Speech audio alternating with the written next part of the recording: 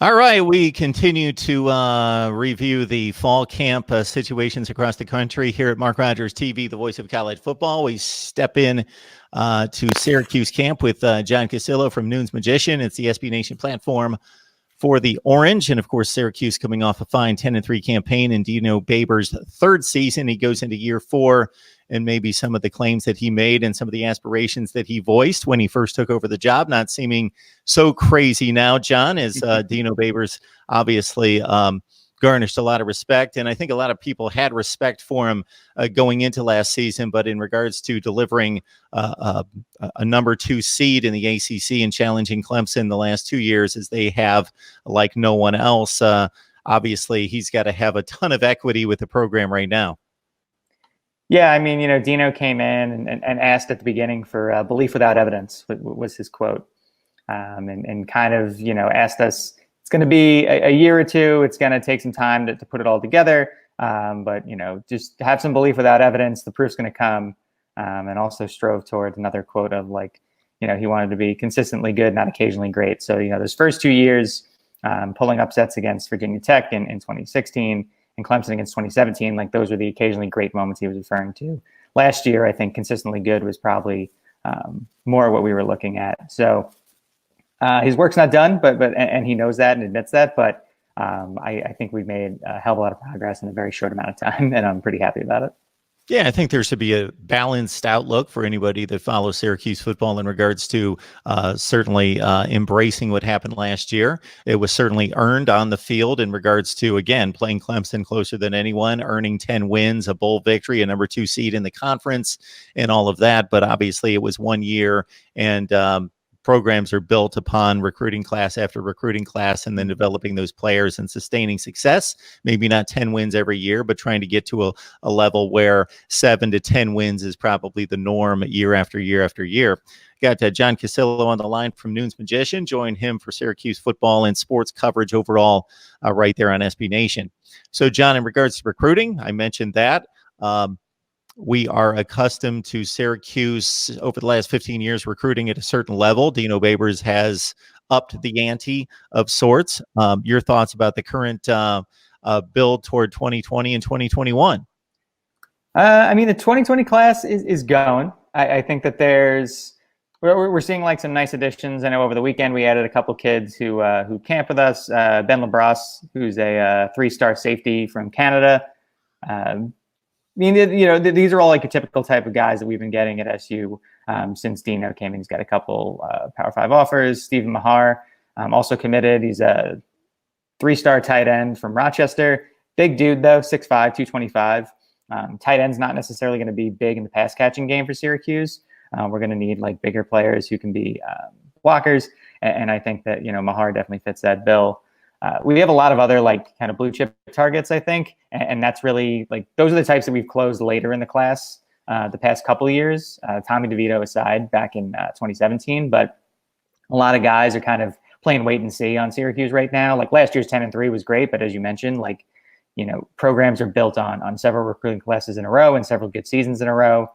So I think some guys might be, playing wait and see with Syracuse to make sure that last year's 10-3 wasn't a mirage and that it's a sustainable amount of success that they're kind of signing on for. Got John Casillo on the line, joins us on a regular basis to break down Syracuse football. Maybe that those appearances by John a few years ago were because I was just fascinated with Syracuse and it's a traditional power going back to the 50s and 60s. But now, hey, people are talking about Syracuse football, John. That's got to feel good in regards to there's that category of afterthought teams and programs just because of what the expectations aren't. Right.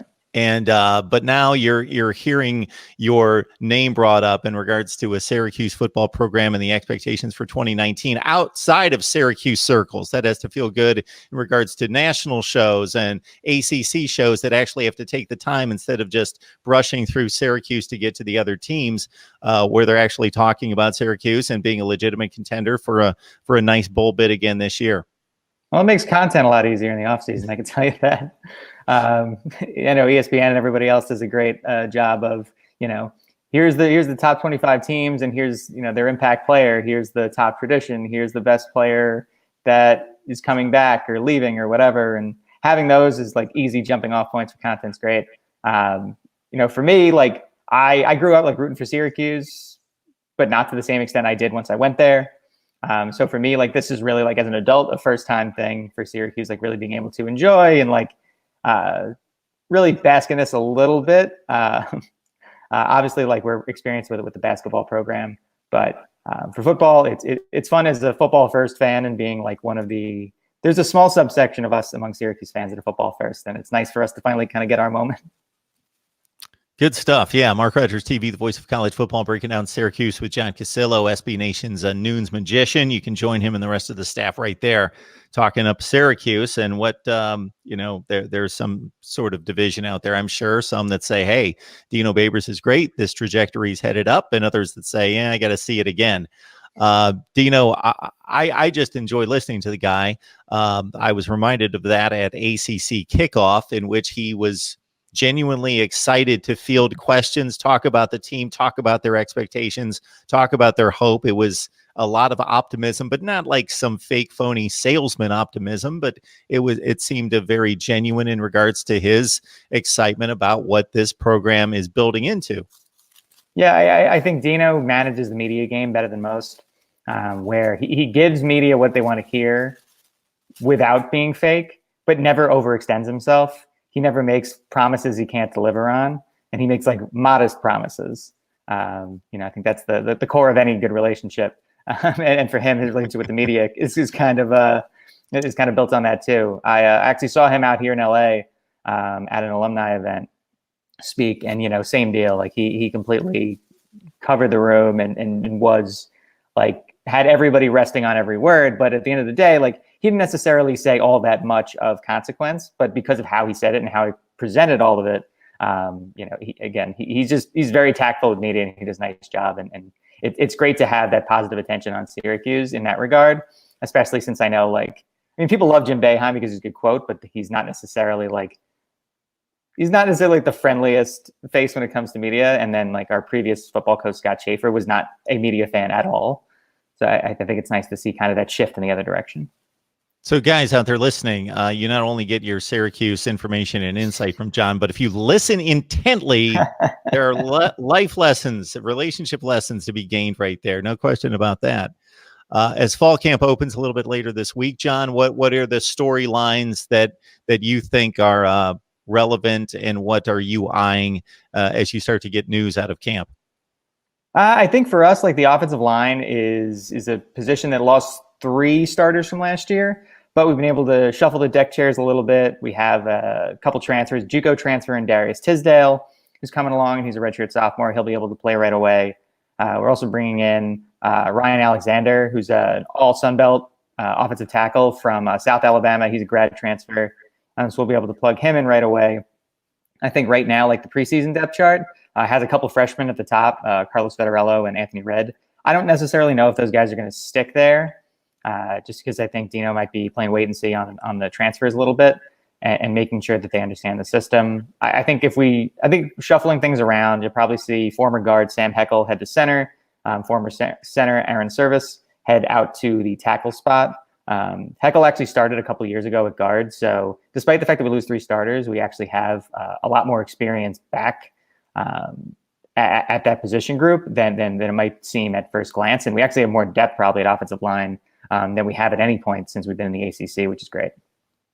Got some numbers here. The advanced metrics, John, would like you to speak to. 18 points per game was the gain in net points differential from 2017 to 2018. That's an obvious one. That's going to relate directly to going from 4-8 to 10-3. A team's going to improve drastically in regards to net differential, but going from a -5 per game scoring average to a +13 against the opponents.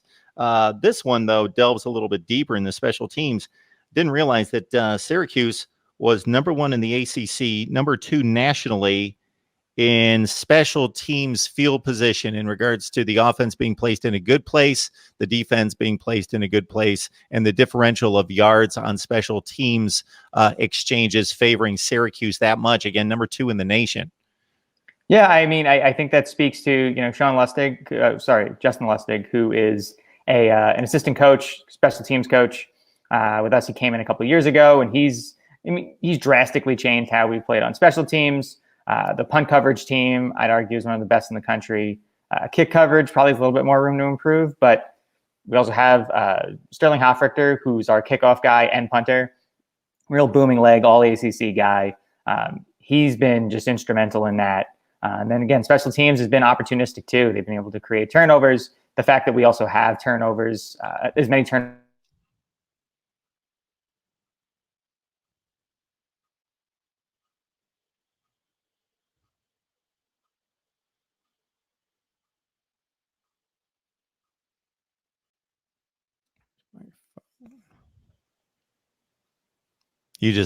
You froze up maybe about 20 seconds ago.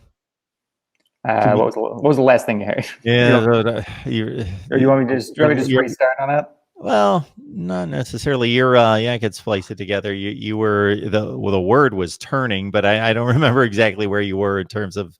Yeah, it was just maybe 20 seconds before. Had I mentioned Sterling Hoffrichter yet? Yes.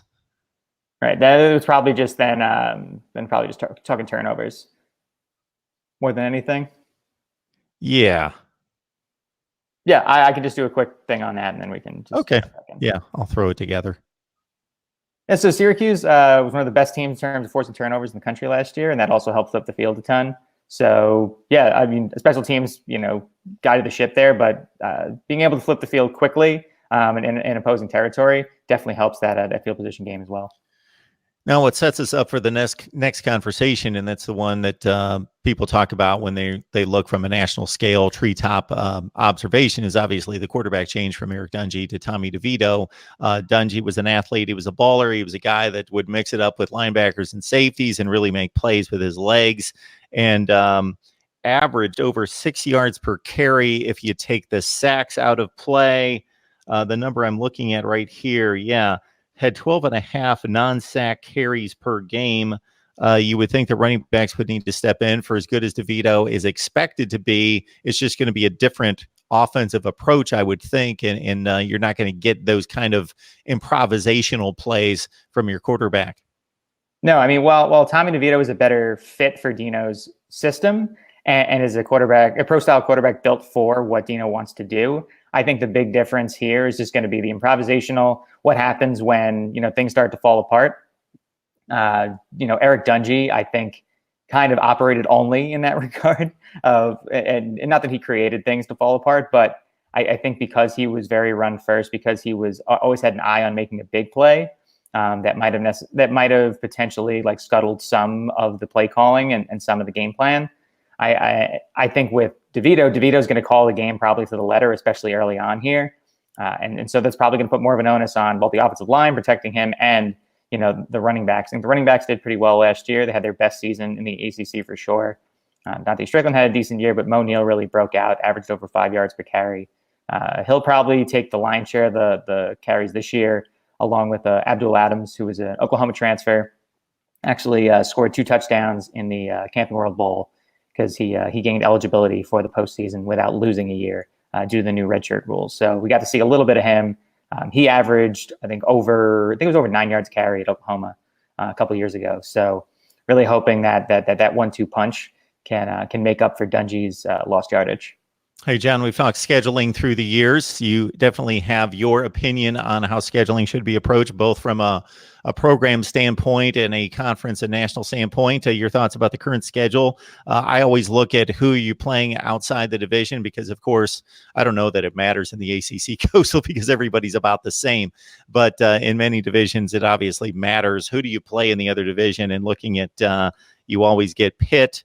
And then you've got Duke this year on the road. And then, of course, Maryland would highlight the non-conference slate. Yeah, I mean, for us, I think that this is the right schedule. I think for non-conference, if you look at ACC forces us to play, and rightfully forces us to play one Power 5 team outside of the conference.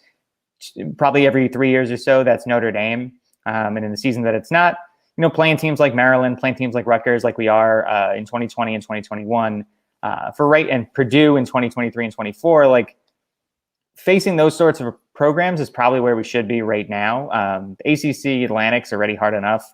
having to face Florida State and Clemson every year. I know Florida State's a little down right now, but traditionally is a very, very good and talented program. So like having those two games on the schedule every year automatically, I think, sets us and any other Atlantic team up like to potentially be a little behind the eight ball if you want to win, 8 or 9 games. So I think this year's a smart schedule. I wish we weren't going on the road at Liberty necessarily.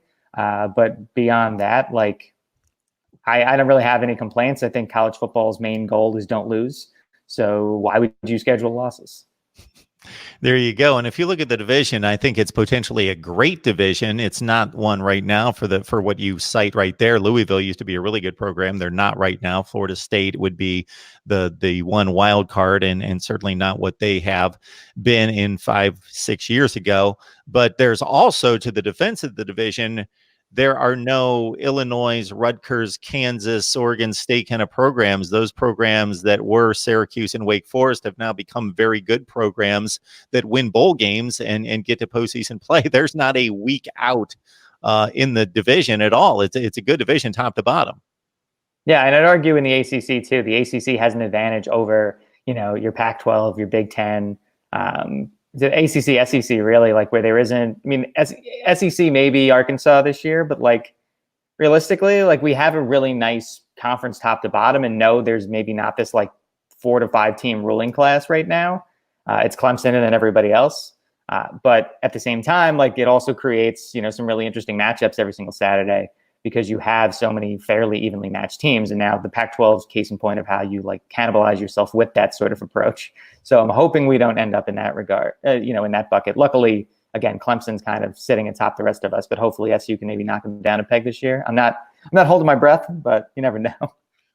Really good stuff from John Cassillo breaking down Syracuse football and the ACC for us. You can join him and the rest of the staff there at Noon's Magician on SB Nation. John, thanks for stopping by as always. Of course. Thanks, Mark.